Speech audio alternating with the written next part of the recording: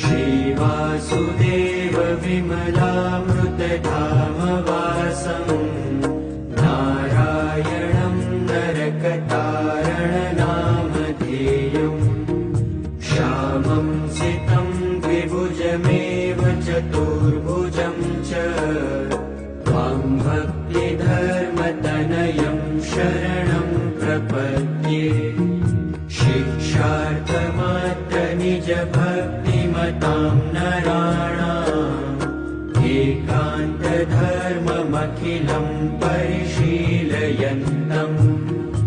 अष्टाङ्गयोगकलनाश्च महाव्रतानि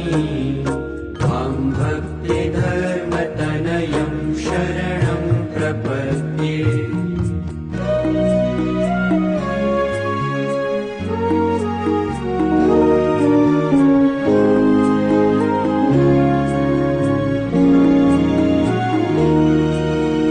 श्वासेन साकं